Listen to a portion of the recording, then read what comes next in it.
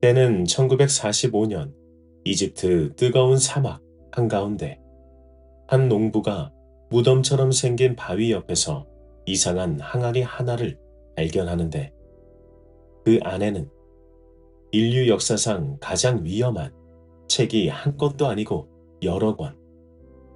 그 안에는 파피루스 문서가 있었고 13권의 가죽 제본 문서였는데 코프트어라 불리는 고대 이집트어로 쓰인 이 문서는 전 세계 사람들에게 충격을 주지만 바로 어떤 집단에 의해 은폐당하게 된다.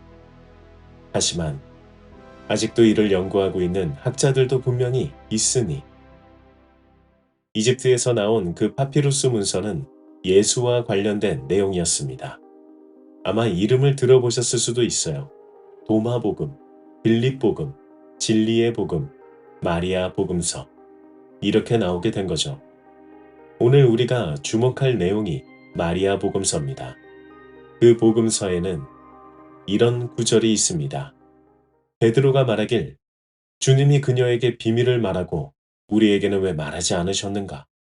마태가 말하길 그녀는 주님의 마음에 드는 자였고 그분은 그녀를 더 잘 아셨다.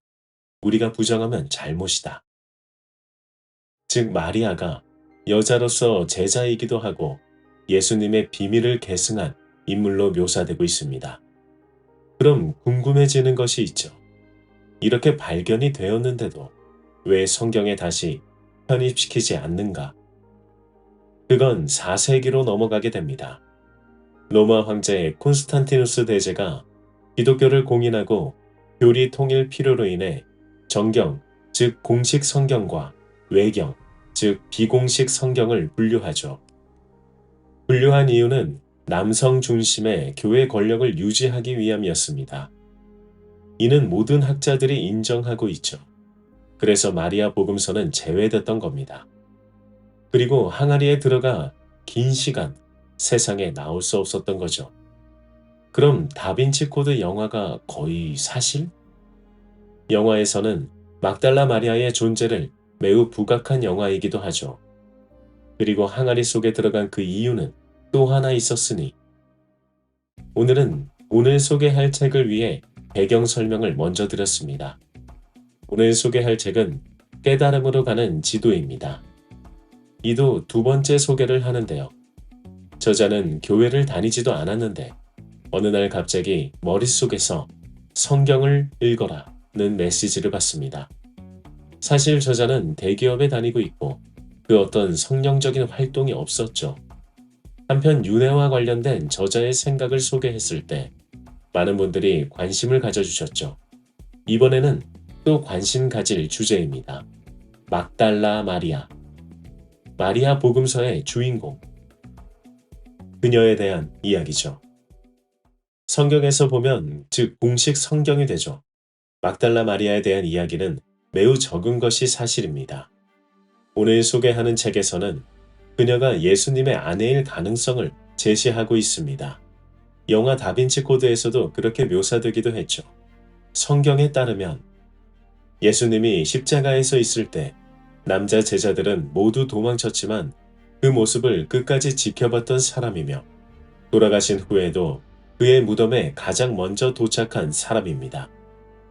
그녀는 위험한데도 불구하고 예수의 시신을 찾으러 간 거죠. 그런데 이때 시신을 찾을 수 있는 사람은 법적으로 가족 외에는 면회조차 불가능했습니다. 직계가족이 아니면 접근조차 할 수 없었다고 하죠. 그런데 그녀만이 홀로 시신을 볼 수 있는 자격이 있었습니다. 단순히 예수님의 제자였다면 법적으로 안 될 상황이거니와 예수님의 제자였다고 하면 모두 잡아가는 상황이었습니다. 그런데 오로지 그녀만이 시신을 수습할 자격이 있었죠. 그래서 그녀를 예수님의 아내, 즉 예수님이 막달라 마리아와 결혼한 것이 아니냐는 추측이 나오는 장면이기도 합니다. 이 밖에 여러 증거들도 있는데 이는 책을 보시면 자세히 확인하실 수 있습니다. 그렇다면 왜 예수님의 결혼 가능성을 아무도 고려하지 않았던 걸까요? 그것은 다시 4세기 콘스탄티누스 대제 때로 돌아오게 됩니다. 그녀가 가족이었다는 존재 자체가 교회에게는 매우 위협적이었던 거죠. 남성 중심으로 돌아가야 하니까요. 그로부터 수세기가 지나고 르네상스 시대에 레오나르도 다빈치, 도나텔로 등 여러 예술가들이 막달라 마리아를 소재로 한 작품을 남겼습니다. 성경에 나온 대목이 매우 미미한데 예술가들이 그녀를 주제로 작품을 왜 만들었던 걸까요? 항아리 속에 숨겨져 있던 그 진실을 그들은 알았던 걸까요? 항아리 속에 있던 내용은 정경이라 불리는 공식 성경에선 완전히 배제된 내용이 있었죠.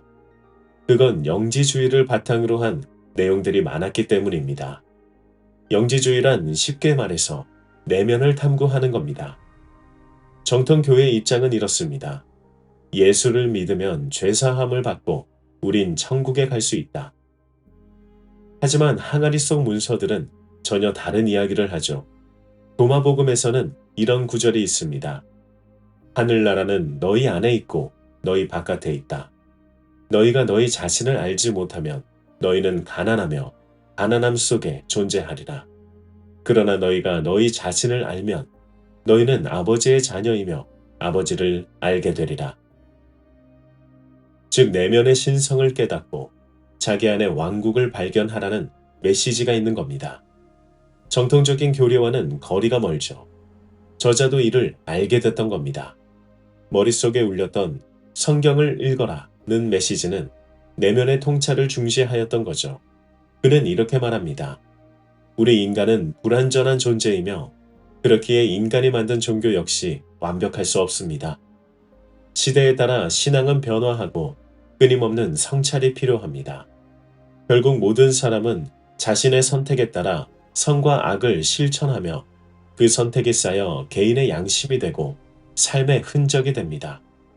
종교의 오류를 지적하는 것보다 더 중요한 것은 깨어있는 태도입니다. 저는 솔직히 기독교인이었고 현재는 아닙니다. 하지만 이 책을 읽으면서 성경에 깊은 관심을 가지게 되었죠.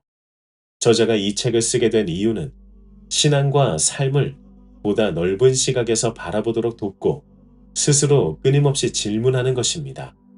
그는 이렇게 말합니다. 예수께서 강조하신 것은 단순한 믿음이 아니라 스스로 깨닫고 실천하는 신앙이었습니다.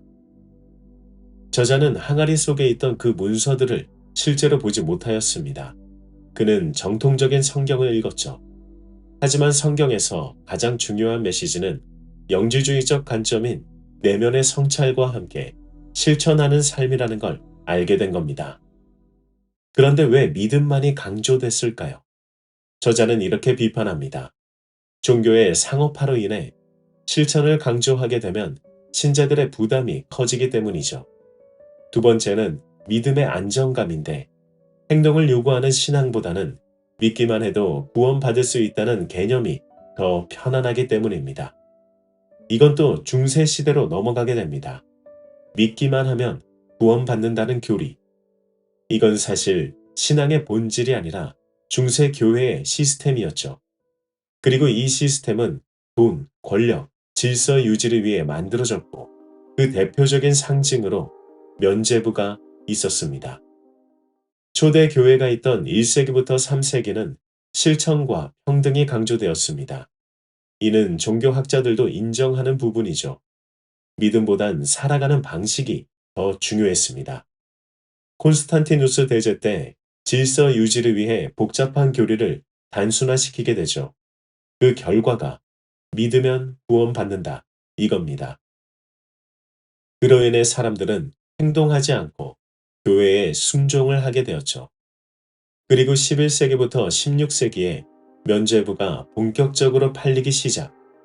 특히 성 베드로 대성당 건축 자금을 마련하기 위해 대대적으로 장려하기 시작합니다. 대표적인 캐치프레이즈가 있네요.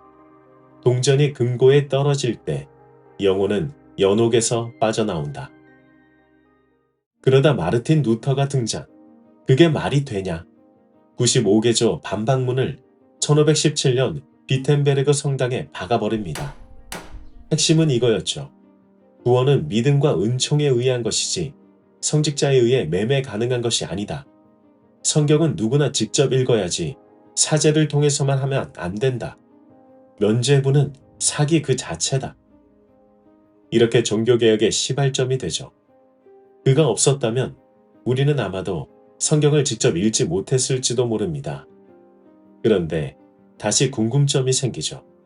왜 아직도 믿기만 하면 된다는 게 만연해 퍼진 걸까? 저자의 말처럼 행동보다 믿는 게 덜 부담스러우니까요.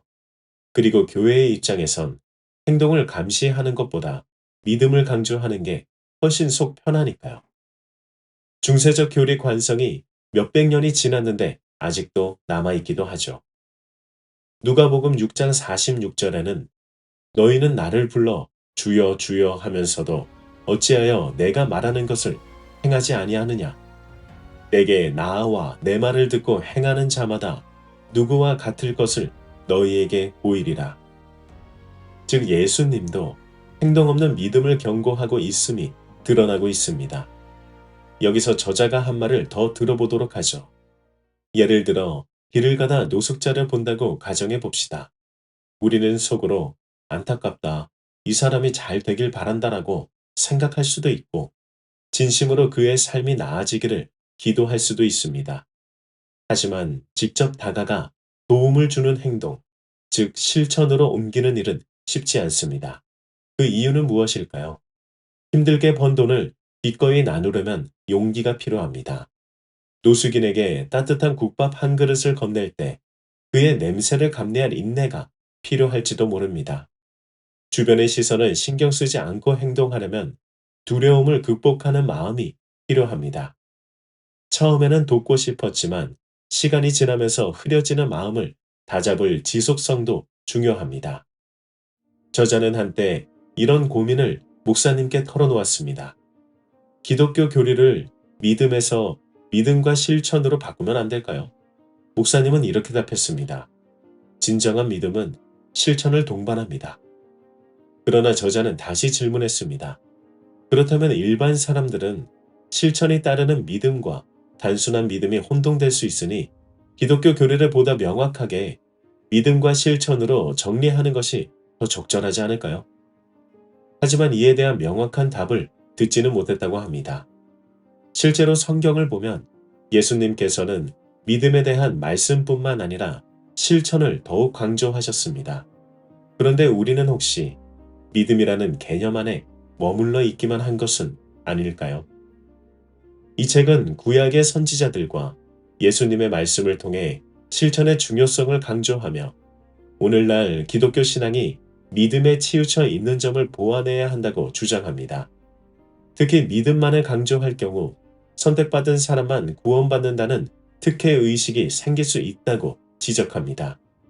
그래서 단순히 기도하는 것보다 직접 행동하는 신앙이 더욱 중요하다고 설명합니다. 길가에 쓰러진 사람을 보고 제사장과 레위인은 지나쳤지만 사마리아인은 그를 도왔습니다. 예수님께서는 이 사마리아인이 제사장보다 더 훌륭한 사람이라고 말씀하셨습니다. 이처럼 기독교 신앙이 믿음에만 집중되면 행동하지 않는 신앙으로 변질될 위험이 있습니다. 오늘 책 어떠셨나요? 단순히 예수에게 아내가 있었다는 추측성 해설을 한 게 아니라 성경을 믿고 예수님을 믿는 자라면 우리는 실천을 해야 함을 그리고 내면을 통찰해야 함을 강조하고 있습니다. 내면을 알아갈 때 우리는 비로소 실천을 할 수 있습니다. 예수님이 하신 말씀이 기억나네요.